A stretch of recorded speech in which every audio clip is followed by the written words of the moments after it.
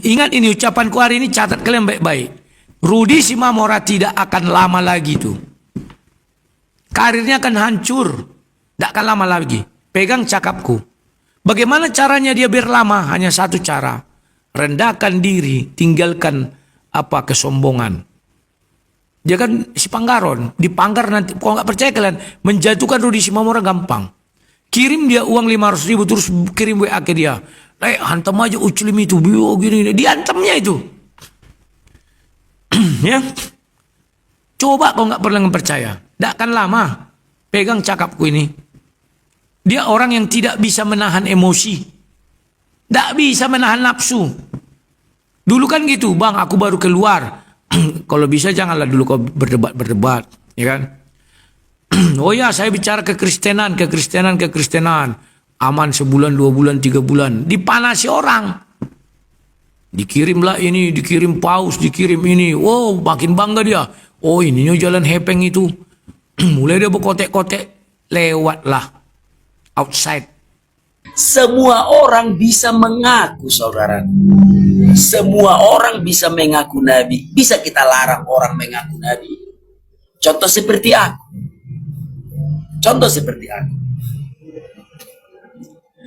Aku adalah anak Batak nabi. Bisa kalian larang itu?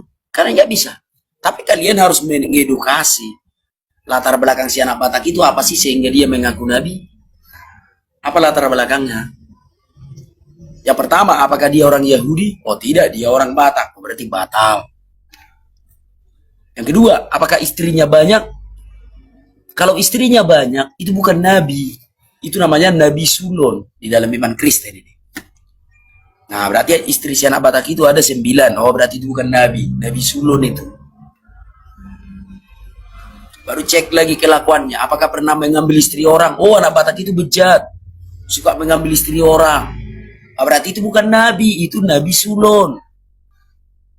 Itu yang kuedukasi. Jam 8 itu paling santer, jam 9 saya sudah bangun. Betul. Saya buka Komal, tidak ada apologet yang bangun. Atau mereka sibuk. Mungkin mereka butuh ini. Betul. Kayaknya butuh ini. Karena begitu saya buka Komal pagi-pagi, saya cari, mana ini Komal? Ya, sering. Sekarang ini kok nggak ada yang buka. Oh, Iya. siap bang. Tadi pagi, kemarin begitu terus. Jadi gimana mau dakwah kita ini bagus? Sementara saya mau solo, jaringan nggak bagus. Gitu. Kita kalah sama Pak Bombom. Nggak ada yang seperti Pak Bombom. Bisa 12 jam, 13 jam sendirian. Iya, betul. Jadi ya teman-teman apologet. Dan bukan juga hanya apologet, Dinda. Siapapun, netizen kan juga ikut begadang. Mereka juga ikut tepuk tangan. Mereka juga ikut ribut, tertawa. Maka ini, mereka butuh ini. Suplai nutrisi untuk menjaga kesehatan. Ini ada madu dan murah. Saya agaknya kaget. Berapa harganya? 40.000. 40.000. Sebanyak ini, Masya Allah. Allahu Akbar. Kenapa murah, teman-teman? Karena beliau langsung connect dengan sumber, dengan penghasil madunya. Bukan melalui banyak tangga-tangga, tapi Nah, kita ambil. langsung di tempatnya. Jadi murah. Jadi teman-teman netizen, silakan pesan madu ini di saudara kita. Di link deskripsi sudah ada juga. Ada di deskripsi ya, sehingga ya kita nonton itu bisa kuat. Percuma juga untuk nanti tidak masuk juga ilmunya kalau gitu. Assalamualaikum warahmatullahi wabarakatuh. Berjumpa lagi dengan Berita Apologet ya. Channel yang akan memberitakan segala macam tipu daya para polikadus penghujat penista agama Islam, teman-teman ya. Kita tahu para polikadus semakin menunjukkan wajah asli mereka, teman-teman. Bagaimana Elia Miron menikam Agatha, teman-teman. Agatha nangis-nangis menceritakan bagaimana sedihnya, bagaimana pedihnya hidupnya saat ini setelah dia menuai apa yang pernah dia tabur di tahun-tahun sebelumnya. Agatha mulai merasakan azab Allah begitu nyata turun dalam hidupnya. Penderitaan demi penderitaan dia alami. Tidak ada damai, tidak ada sukacita. Hidup penuh dengan ketakutan dan kegelisahan, kebingungan. Bahkan sampai tidak tahu apa yang harus dia putuskan untuk hidup dia sendiri. Dia mengikuti anjuran, disuruh ke kiri, pergi ke kiri, disuruh ke kanan, pergi ke kanan. Semua karena dia takut. Ya, dia takut dia butuh orang lain, dia nggak bisa ngambil keputusan, maka dia serahkan kepada orang-orang yang dia anggap bisa menolong dirinya, tapi ternyata malah memanfaatkan dia, menikam dia dari belakang. Itu Agatha dan Elia Miron, teman-teman. Jadi memang di mereka tuh tidak ada yang namanya empati, tidak ada yang namanya sahabat, tidak ada yang namanya mengasihi. Nggak ada, teman-teman. Ajaran mereka adalah ajaran kasih mampus, ajaran untuk saling menyakiti, dendam, iri hati, kebencian. Jadi sekali lagi teman-teman, kalau ada ajaran agama yang membuat kalian jadi seperti itu, mending tinggalkan. Mending tinggalkan, teman-teman ya. Jadi agama yang dianut Polycarpus ini adalah agama yang tidak benar. Saya berharap teman-teman Kristen jangan mengikuti mereka, karena ajaran Kristen tidak seperti itu.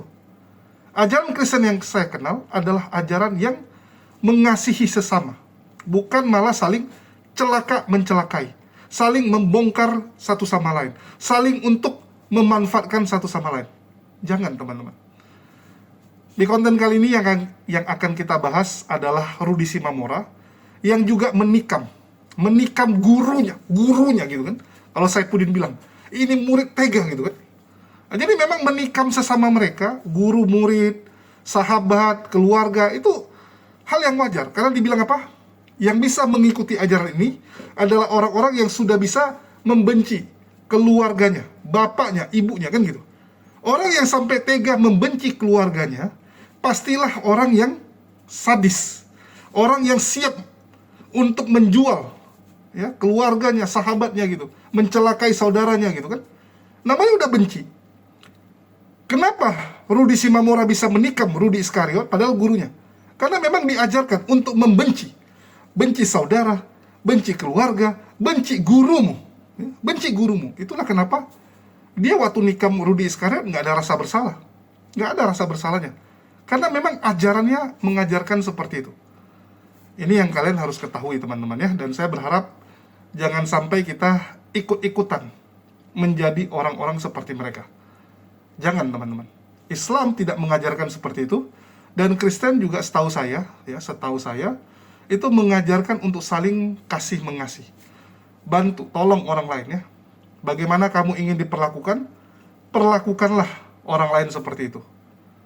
Apalagi Yesus mengatakan hukum yang terutama kan gitu. Kasih Allah Tuhanmu, dan yang kedua adalah apa? Kasihi sesama manusia. Itu yang kedua. Nah, kalau ajaran Polycarpus ini beda. Jadi kalau mereka bilang mereka Laskar Kristus, saya juga bingung. Laskar Kristus yang mana? Kristen yang mana, kan begitu. Nampaknya ini Kristen yang berbeda gitu kan. Nah, ini kalian harus tahu.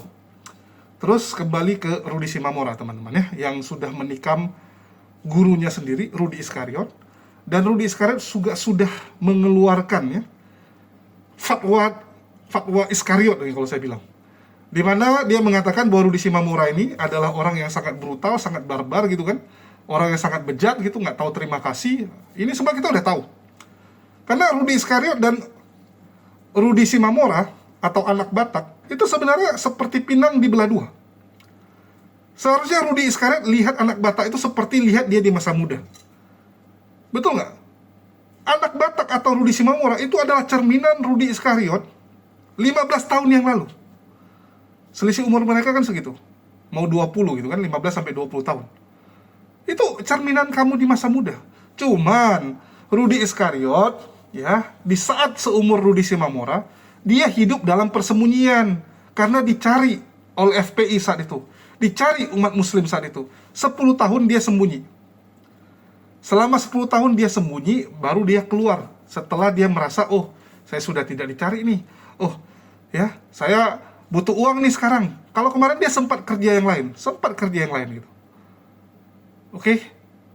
Kalau Rudy Iskariot dulu tidak sembunyi, dulu terus membahas Islam, mungkin dia akan sama seperti Rudy Simamora. Keluar masuk penjara. Tapi ini kan karena dia dulu sembunyi. Dia muncul lagi saat dia sudah mulai tua. Ya. Karena manusia memang gitu, teman-teman. Dulu waktu muda kita tuh kayak menggebu-gebu, nggak bisa kontrol emosi gitu kan. Tapi seiring waktu, entah kenapa, kita tuh udah mulai bisa lebih bersabar, lebih bisa berdamai dengan keadaan gitu kan. Coba saya tanya kalian rasakan nggak hal itu? kalian yang sekarang beda dengan kalian yang dulu, mungkin dalam penguasaan diri dan sebagainya. Nah, jadi Rudi Iskariot dia kembali ke medsos itu setelah usia yang bisa dibilang lebih dewasa. Ya. Kalau enggak dia akan sama dengan Rudi Simamura, akan sama teman-teman ya. Dan Rudi Iskariot sendiri memprediksi bahwa Rudi Simamura sebentar lagi akan tenggelam. Ya, kenapa bisa tenggelam? Ya karena mungkin ditangkap lagi teman-teman ya. Karena memang dia nggak bisa menjaga omongannya, dan nampaknya yang disampaikan itu ya memang benar. Ya, memang benar. Jadi Rudi sekarang bilang, Rudi Simamura ini kalau ada yang transfer kasih dia, hajarlah Islam. Ya, kasih paham itu, uclim-uclim itu. Kasih tahu mereka kalau mereka tuh penyembah batu hitam. Ini duitnya. Kasih tahu kalau nabi mereka tuh begini, ini uang. Dia akan lakukan. Dan sebenarnya itu sudah saya sampaikan dari dulu. Betul nggak? Dari zaman pertama kali Rudi Simamura sebelum ditangkap, saya udah bilang ini anak gila nih. Siapapun bayar dia akan ngomong. Batu dia ketangkap, saya lihat chattingannya. Saya lihat chattingannya teman-teman. Karena saya difitnah sama dia kan. Saya datang ke kantor polisi untuk membuktikan bahwa itu memang dia. Oke, pelakunya memang dia. Karena dia mau limpahkan ke saya. Begitu saya lihat teman-teman, perintah dia untuk menghujat banyak sekali. Banyak sekali perintah dari donatur-donaturnya untuk menghajar Islam, untuk menghujat Islam. Saya minta polisi untuk kembangkan kasus itu. Tapi Rudi Iskariot langsung datang besoknya ya ke Medan ya. Habis kejadian tuh besoknya dia langsung nyampe ke Medan. Dia langsung lobby sana lobby sini agar polisi tidak mengembangkan kasus itu. Dan kalian sudah dengar kan, Rudi Iskariot sendiri yang bercerita bahwa dia menyuruh polisi jangan larikan itu ke donatur, jangan kembangkan itu. Kemarin Rudi Iskariot yang ngaku kan, berkat dia donatur nggak kena tarik. Kalau nggak donatur dia kena panggil semua nih. Karena ada perintah untuk menghujat. Oke? Rudi Iskariot akhirnya kan terbuka kan, bahwa yang saya sampaikan itu benar. Memang kalian disuruh untuk hujat Islam. Disuruh. Dulu dia bilang itu julus fitnah, asal ngomong ya, mana ada kami disuruh gitu. Sekarang malah dia yang bongkar, ada sindikat, ada organisasi yang membayar untuk menghujat. Ya, salah satunya Henry Tarigan. Malah dia yang ngomong. Betul nggak? Malah dia yang ngomong sendiri akhirnya. Dia yang membenarkan apa yang saya sampaikan. Padahal dulu dia bilang saya fitnah kekristenan. Apa itu? Padahal yang saya omongin semua fakta. Yang saya bilang itu semua kenyataan, teman-teman. Dan terbukti Rudi Simamura ini, teman-teman. Langsung kan, keluar dari penjara mulai nih, kasih duit ya. Apalagi donatur-donatur Edis. Jangan kau lawan Edis, ikuti ajaran Edis ya. Nah, mulai tuh. Dia bilang penyalipan memang rancangan iblis, mengikuti Edis. Dan sekarang dia mulai nyerang-nyerang Islam lagi. Walaupun ya masih ini teman-teman ya. Masih tahap awal, belum offset. Cuman kita tunggu aja nih, ini hanya masalah waktu sebelum offset. Seperti yang Rudi Iskariot bilang, bentar lagi offset lagi nih anak. Bentar lagi masuk penjara nih, antara masuk penjara atau kabur ke luar negeri duluan. Antara dua. Kita berharap badan intelijen, pihak kepolisian, terutama Densus 88 segera tetapkan orang ini sebagai teroris yang harus dipantau, orang yang berpotensi menimbulkan keonaran. Masukkan dia ke daftar tersebut untuk dipantau. Kita bisa lihat dari narasi-narasinya, ya, ini udah mulai nih teman-teman. Baru keluar, belum bebas murni, baru bebas bersyarat, sudah mulai hujat Islam. Kita dengarkan.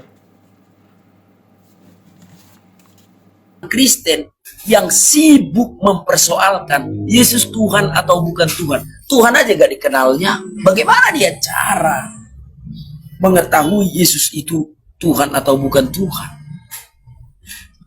Banyak orang Kristen yang membedakan antara Tuhan dan iblis pun dia tidak bisa. Sibuk memperdebatkan Yesus punya Tuhan atau tidak punya Tuhan. Wong Tuhan aja gak kenal.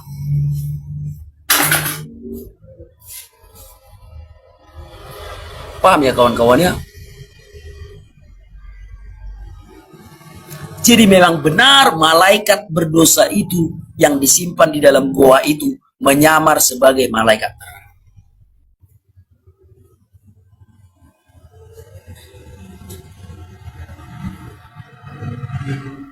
Nah sekarang coba kita lihat lagi di Alkitab.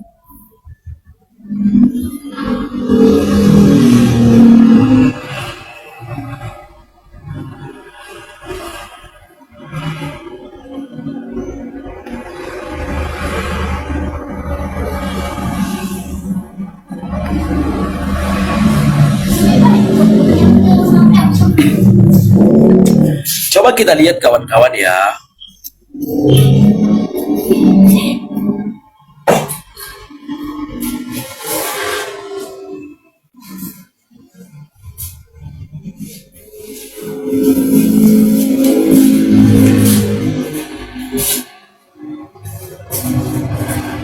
Biar kutunjukkan sama kalian sesuatu yang membuat kalian tercengang, gitu ya. Firman Tuhan hanya dipercayakan kepada keturunan Yakub.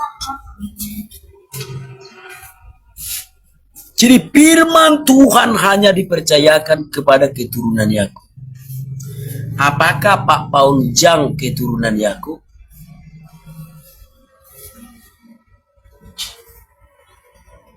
Firman Tuhan hanya dipercayakan kepada keturunan Yakub. Makanya penulis Alkitab kita itu semuanya orang Yahudi. Kenapa? Karena firman Tuhan dipercaya hanya diturunkan kepada keturunan Yakub. Nah, Pak Paul Jang orang Cina jadi nabi. Apakah Tuhan mempercayakan firman-Nya kepada orang Cina? Sementara firman Tuhan hanya dipercayakan kepada keturunan Yakub. Paham kalian maksudku? Gak ada nabi selain orang Yahudi di dalam iman Kristen. Pak Paul Jang yang mengaku nabi di kalangan orang Kristen itu gak benar. Gak boleh nabi orang Cina. Nabi itu harus orang Yahudi karena firman Tuhan hanya dipercayakan kepada orang Yahudi keturunannya. Jangan singgung-singgung etnis lah. Aduh, kemana lah mau nggak berbicara etnis. Ini berbicara Alkitab, bahwa di dalam Alkitab firman Tuhan nabi itu harus orang Yahudi. Nggak boleh dari nabi yang lain.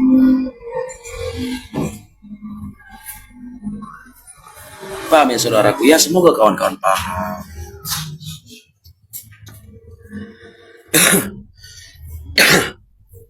Baik, ada Kabayan. Halo Kabayan.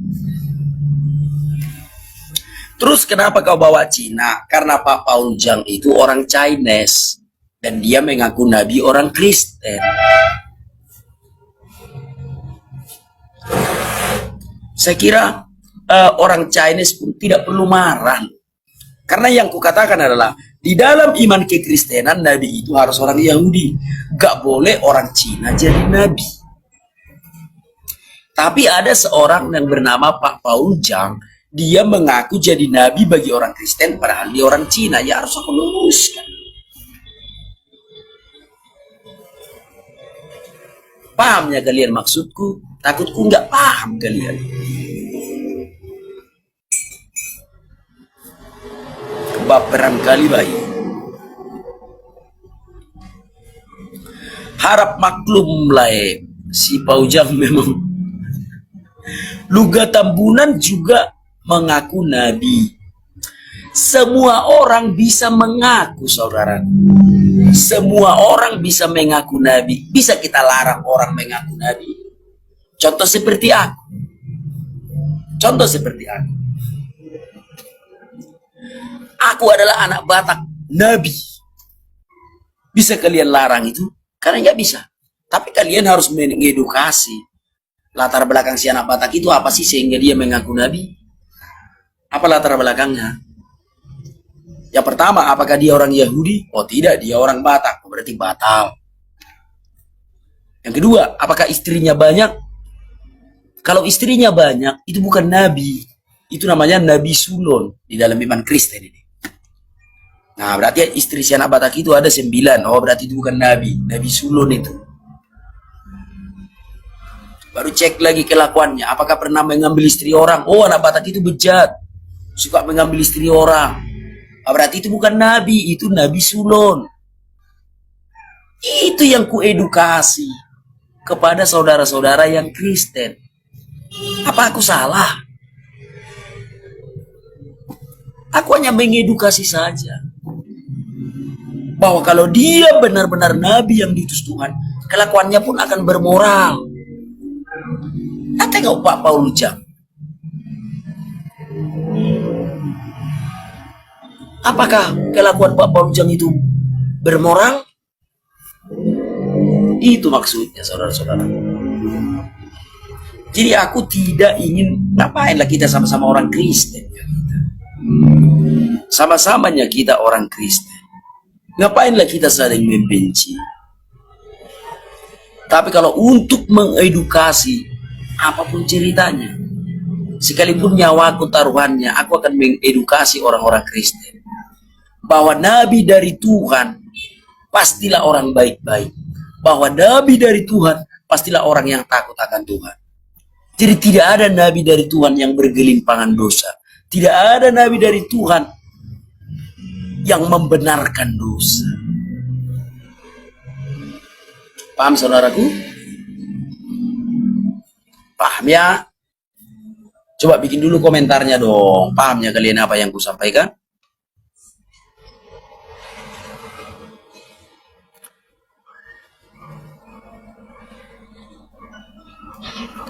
Om Tom paham, Gumarus paham, paham, iya terima kasih leku ya paham le katanya. Itu saudaraku ya. IQ 78 tidak paham, ya paham AB. Nah, aku yang fakta-fakta aja aku sampaikan kepada kawan-kawan. Jadi jangan kalian sibuk mempersoalkan Yesus Tuhan atau bukan Tuhan. Wong Tuhan aja belum kalian kenal. Nah, berikutnya. Tuhan tidak pernah minta disembah. Di dalam Alkitab, Tuhan tidak pernah minta disembah. Yang minta disembah di dalam Alkitab adalah iblis. Coba kita bukakan ayatnya.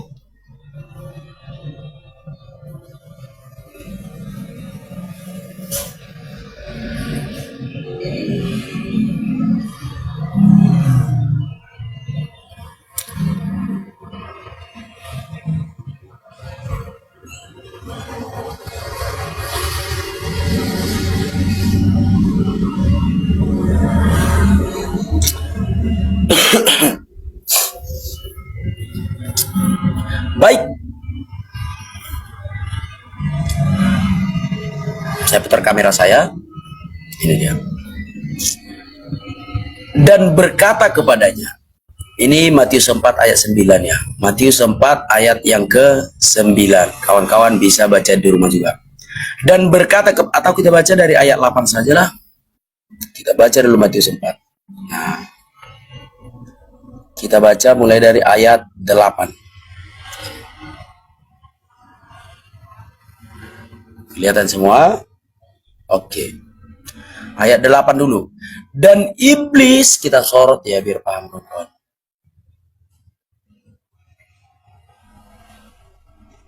Bentar ya. Baik. Udahlah, aku bacakan aja lah. Dan iblis membawanya pula ke atas gunung yang sangat tinggi dan memperlihatkan kepadanya semua kerajaan dunia dan kemegahannya.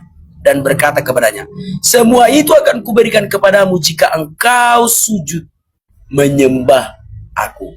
Jika engkau sujud menyembah aku. Jadi itu adalah perkataan iblis.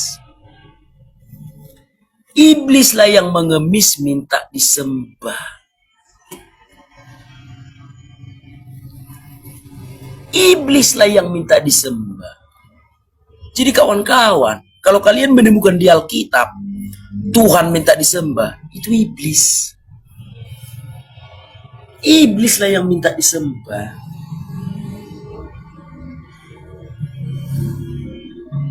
Paham ya saudara-saudaraku ya? Iblislah yang minta disembah.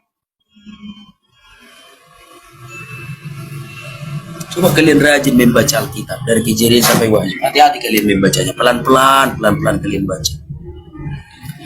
Kalau kalian temukan di dalam Alkitab Tuhan minta disembah, itu iblis itu. Mam Seriel, salam dari Bogor ya. Oke, tap-tap layar dulu kawan-kawan. Tap-tap layar, posting ulang. Tap-tap layar, posting ulang. Tap-tap layar, posting ulang. Ayo, semua kompak ya. Tap-tap layar, posting ulang. Di follow-follow kawan-kawan ya. Ya, jadi itulah kawan-kawan derita yang ku alami ya. Sudahlah, sementara ku pikir tidak adil dunia ini kawan. Kenapa tidak adil? Coba kalian lihat. Orang hanya ngomong-ngomong, ya.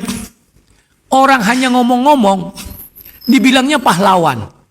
Hanya ngomong-ngomong orang ini, oh mana laporan kau, oh kau pengocok donasi, oh kau ini, dibilangnya pahlawan.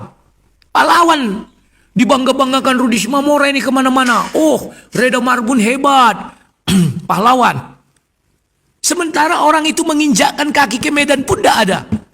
Sementara aku tinggalkan zona amanku, zona nyamanku, pergi aku ke Medan, tidak dihargai dia kawan. Coba kalian lihat dari kemarin dia sudah keluar dari penjara, ada nggak diucapkannya terima kasih? Nggak ada. Dulu juga gitu kalau nggak aku tegur. Sudah berapa lama dia keluar? 3 hari ya. Buatlah dia jengkel sama aku. Tetapi setidak-tidaknya akulah satu-satunya orang yang pertama menginjakkan kaki ke Medan. Ada nggak dibilangnya terima kasih dulu sama Bang Rudi ya? Meskipun dia sudah mengurusi aku, tapi meskipun tidak maksimal gini-gini. Ada nggak? Nggak ada kan? Tapi orang yang bicara-bicara dielu-elukan dia. Contohlah si Edis. Kita saksikan dengan seksama ya. Ingat kalian kan? Dia minta bantuan sama si Edis. Dibilang minjam uang. 15 juta. Kan biadab si Edis. Mana mau menolong Rudi Simamora. Paham ya? Tapi itu dia elu-elukan. Sementara awak yang awak sumbangkan tenaga, pikiran. Semua saya sumbangkan kecuali uang. Saya nggak mau munafik, nggak pernah saya bilang uang saya. Kalau sampai dia memakan uang aku kawan, si Rudi Simamora ini, tambah berat utang budinya sama aku. Itu nggak dipikirkan dia. Makanya aku bilang sejak awal, itu kan uang donasi. Mana ada uangku? Kalau sampai uangku ku buat, berarti dia ada kuanggap keluargaku. Itu aja intinya.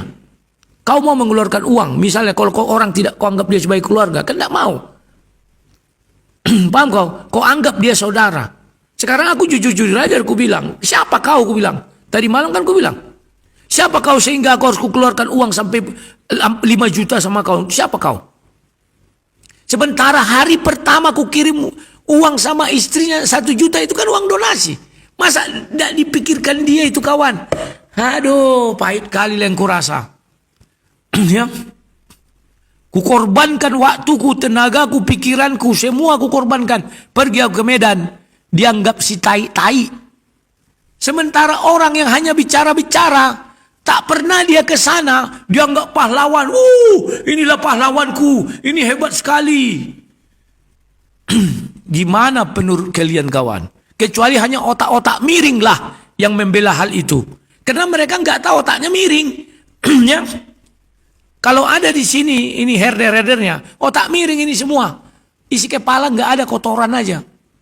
Karena mereka pun tidak pernah turun ke sana. Makanya kemarin ku tantangkan, masih ada waktu 8 bulan lagi Rudi Simamora di penjara. Edis, kalau memang kau hebat, turun kau ke sana. Rudi Yohanes begini-gini, itu terus ucapan serius kan. Tapi dia nggak ada turun kan, tidak ada kan. Reda turun kau ke sana, ada si Reda turun, tidak ada. Ada orang disuruhnya, bukan untuk mengurusi Rudi Simamora. Tapi hanya untuk menjadikan Rudi Simamora komoditi. Mau divideokan. Kan itu pengakuan orang si Reda. Diutus orang ke sana untuk memvideokan pernyataan Rudi Simamora mengenai saya. Kan kurang ajar, biadab. Terus dianggap si Rudi lah itu pahlawannya. Kan kurang ajar. Katanya saya teman dia. Orang mau mencelakakan saya saja, dia senang. Dia buat status di video TikToknya. Kan dibuatnya kan. Setelah ini saya akan melaporkan bom-bom Rudi Yohanes. Kan ada TikToknya itu. Jangan kalian bilang gak ada, biadab. Katanya, oh abang teman saya orang Batak. Tetapi mau dipenjarakannya saya teman gak itu? Makanya saya tantang dia, silakan, kasihkan aja kuasa. Waktu dia dipenjara kami teleponan, kasihkan aja kuasa. Saya sudah siap, gue bilang. Ngapain saya harus mengemis sama, oh janganlah, janganlah. Aduh. Bang Rudi AB semalam bilang, apa nih? Bang Rudi AB semalam berulah. Dia bilang penyalipan kehendak iblis bang. Kan sudah ku bilang dia akan menjilat si Edis. Karena dia mau ke Amerika. Dijanjikan dia sama mertuanya Henry Tarigan. Kan si Mamora mertuanya itu. Aduh, kalian ini kawan-kawan. Tapi kalau kucapkan gitu, kau fitnah. Tidak benar. Tahu kalian itu dari tahun berapa itu bujukannya itu? Dari tahun 2022, 2023 lah. Kan datang mertuanya Henry tadi kan menjenguk dia ke Medan. Ditelepon saya. Dulu semuanya masih bagus kawan. Kan orang ini yang kurang ajar. Disuruhnya si Edis mau hancurkan saya. Bukan tidak tahu aku bagaimana konspirasi dari Amerika sana. Yang ya kawan ya. Itu biar kalian tahu. Oh kau pemfitnah, kau penipu. Semua ucapanku benar enggak? Benar kan? Coba kalian lihat mana ucapanku yang enggak benar. Ku bilang sekian bulan lagi lihat ya. Benar kan? Saya di situ akan begini buat rumah borbil sewa kan. Pas kan? Ingat ini ucapanku hari ini, catat kalian baik-baik. Rudi Simamora tidak akan lama lagi tuh. Karirnya akan hancur. Tidak akan lama lagi. Pegang cakapku. Bagaimana caranya dia biar lama? Hanya satu cara. Rendahkan diri. Tinggalkan kesombongan. Dia kan si Panggaron. Dipanggar nanti. Kalau nggak percaya kalian. Menjatuhkan Rudi Simamora gampang. Kirim dia uang 500.000. Terus kirim WA ke dia. Hantam aja Uclim itu. Gini. Diantamnya itu. Ya. Coba kau nggak pernah percaya. Tidak akan lama. Pegang cakapku ini. Dia orang yang tidak bisa menahan emosi. Tidak bisa menahan nafsu. Dulu kan gitu, bang aku baru keluar. Kalau bisa janganlah dulu kau berdebat. Ya kan? Oh ya saya bicara kekristenan. Aman sebulan, 2 bulan, 3 bulan. Dipanasi orang. Dikirimlah ini, dikirim paus, dikirim ini. Oh makin bangga dia. Oh ininya jalan hepeng itu. Mulai dia berkotek-kotek. Lewatlah. Outside. Inilah kalau terlalu semangat jadi lupa teman-teman ya. Sebelum kita lanjut jangan lupa dibeli mau di madu teman-teman. Kita adalah penjual madu ya.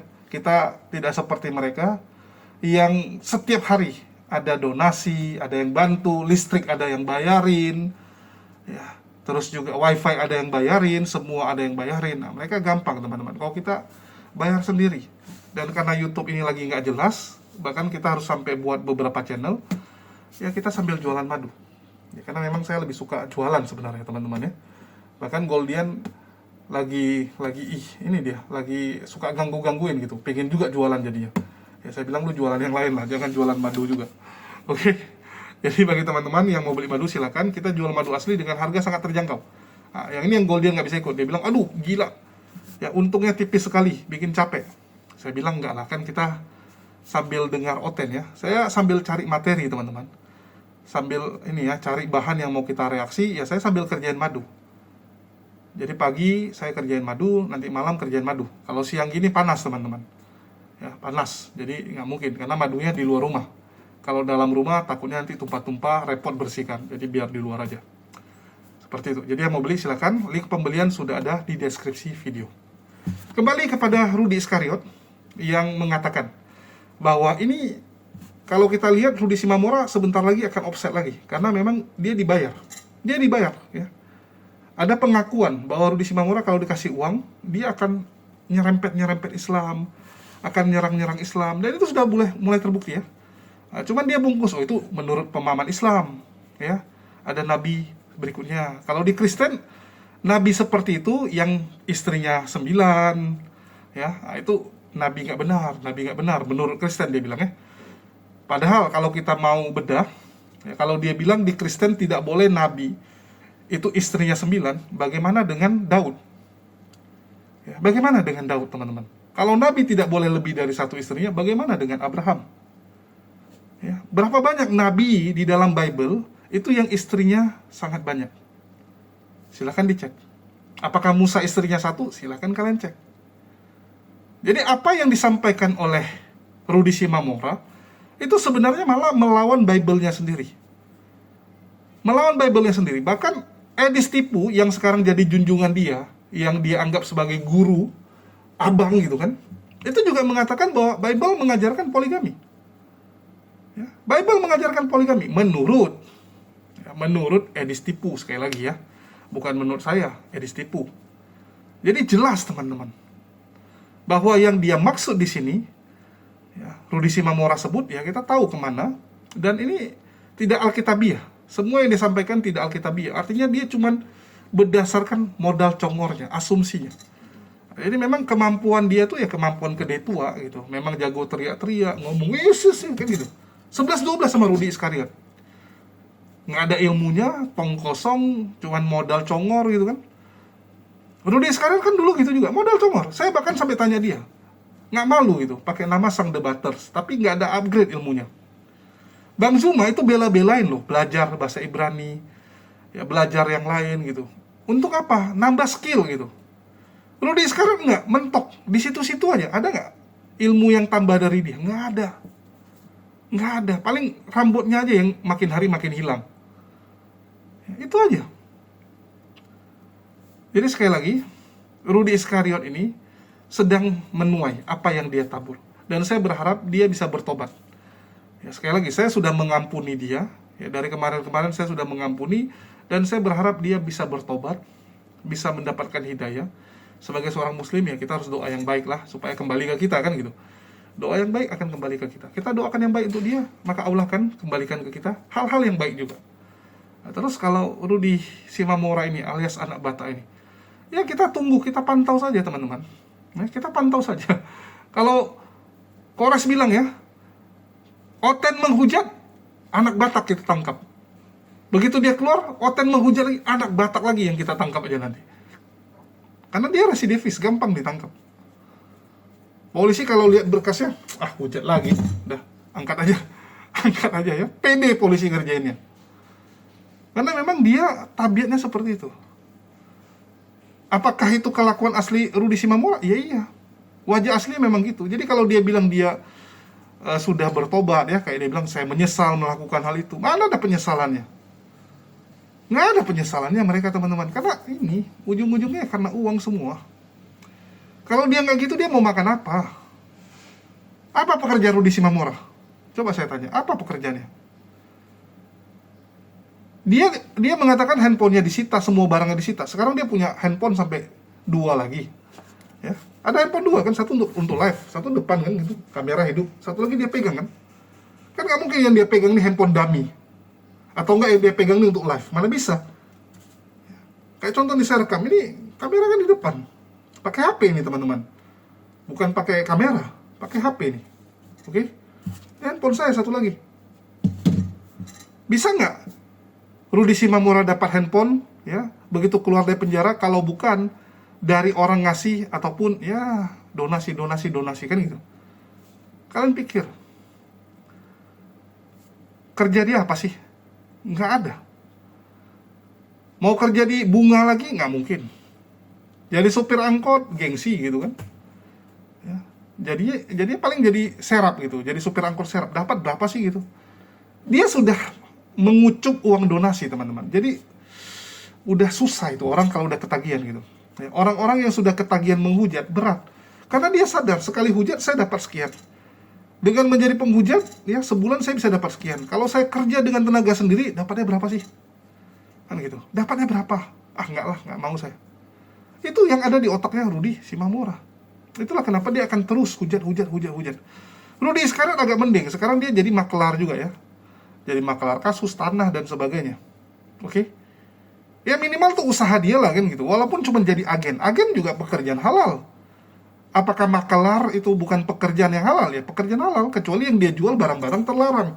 Makelar narkoba itulah nggak boleh, dosa. Ya makelar perempuan gitu kan, nah, itu nggak boleh. Cuma kan dia makelar tanah. Selama nggak menipu ya nggak ada masalah. Lebih bagus usaha kayak gitu. Lebih bagus usaha. Bahkan kalau dia jadi pengacara nanti beneran beracara ya, jangan kayak Robert Lele gitu kan. Pengacara cuman title-nya doang. Tapi nggak pernah dia kerja jadi pengacara. Karena memang dia dibayarin oleh seorang wanita, hidup enak gitu kan, nggak mau lagi kerja. Orang kalau udah dimanjakan dengan uang seperti itu akan malas. Akan malas teman-teman. Itulah saya nggak pernah mau begitu YouTube di atas pun ya. Saya pernah merasakan YouTube saya itu di atas. Saya nggak mau tergantung sama YouTube. Saya jualan baju. Ingat nggak dulu saya jualan baju? Sampai Bang Handi ketawain, "Jul, lu nyablon-nyablon lu dapat berapa?" 20.000 Bang, gue bilang. "Ah, ngapain?" dia bilang kan. "Paling sehari berapa? 50, 60," saya bilang. Ya. Mending masuk Komal. Itu kan awal-awal TikTok ya. Potongan belum banyak, saweran banyak. Bisa dapat sekian. Saya bilang, "Enggak lah Bang. Mending saya usaha aja lah." Ya, mending saya usaha lah. Dapat dari situ nanti cepet, dari YouTube dapat sekian, ya lumayan teman-teman. Alhamdulillah ada tambah lagi kan yang nutupi angsuran. Ya, jadi ini untuk cari biaya hidup kan, nyari biaya hidup. Kayak sekarang gitu, baju udah nggak laku gitu kan. Jualan apa nih? Karena baju persaingan berat gitu, model ganti-ganti terus. Wah, kejarnya susah. Ya kita jualan madu aja kan, kalau madu lebih bisa konsisten. Karena yang udah beli biasa bulan depan beli lagi. Kalau baju, ya beli sekarang, bulan depan nggak mungkin beli, kecuali modelnya beda. Atau nggak untuk anaknya. Tapi kan sedikit gitu. Kalau madu, alhamdulillah banyak yang rutin ya, yang udah coba madu kita, yang ngopi ganti dengan madu ya, kopinya, gulanya ya, bukan kopinya yang digantikan, tapi gulanya diganti dengan madu, itu udah ketagihan semua. Jadi repeat ordernya lumayan. Nah, kita tambahin sekarang produk kita, kopi. Nah, ini kita jualan kopi nih sekarang teman-teman. Nah, besok baru jualan yang lain ya. Kita jualan jagung juga biar kalian tahu. Saya jualan jagung juga. Pak Deddy Miswar udah makan juga ya. Saya jualan jagung juga jadi. Ya, semua yang bisa jual kita jual teman-teman. Yang penting halal. Sekali lagi yang penting halal. Itu pekerjaan kita. Kita bukan kayak Rudi Simamora kan gini. Donatur, ya silakan atur saya. Yang penting uang kamu transfer. Saya nggak mau teman-teman. Kalaupun ada yang berdonasi ya. Sekali lagi, ada yang berdonasi juga ke kita. Betul. Kita nggak pungkiri, ada yang berdonasi ya. Karena kan kita juga melakukan banyak hal-hal ya. Nah, termasuk nanti akhir bulan kita akan keluar kota, kan butuh biaya. Ya, kita keluar kota, ada yang kita lakukan gitu kan. Oke, tetapi kita nggak mau berharap dari situ. Nggak mau nanti itu jadi hal yang memberatkan kita di yaumil hisab nanti. Nggak mau teman-teman. Itulah kita kerja, apa yang bisa kita kerjakan. Ya, walaupun banyak juga yang mau mendukung ya. Banyak teman-teman, penonton-penonton saya yang baik. Yang bilang, aduh, Ko Jul supaya fokus. Ini, saya bantuin, kasih kopi biar melek gitu kan. Ya, jangan kasih kopi terus, nanti saya nggak tidur-tidur. Ya, buat konten, hari ketiga tipes. Nah, tipes pula kan bahaya. Oke, jadi saya senang dengan bagaimana penonton-penonton di channel saya ini teredukasi. Isinya orang-orang pintar, beda dengan ya channel Polikardus kan isinya kalian bisa lihat kualitasnya, dari chattingannya aja udah kelihatan kualitasnya. Saya bersyukur yang saya dapatkan ini adalah penonton-penonton cerdas yang menonton di sini. Ya, jadi bagus, dan ya itu mungkin imbas minum madu ya. Jadi minum madu ini buat cerdas teman-teman, supaya nggak kayak oten. Dan ini madu Teos loh. Ini namanya Teos teman-teman. Madu segini kita jual dengan 40-an ribu aja. Oke. Buat Rudi Skariot, ya selamat ya. Itu murid Anda, itu orang yang kamu ciptakan, ya monster yang kamu ciptakan. Dan buat Rudi Simamora, ya jago-jagolah kamu bersilat lidah ya. Kita lihat kapan kamu jatuh. Kita tunggu kamu kapan jatuh. Itu aja saya bilang. Kenapa? Kamu memulai itu dengan niat yang jahat.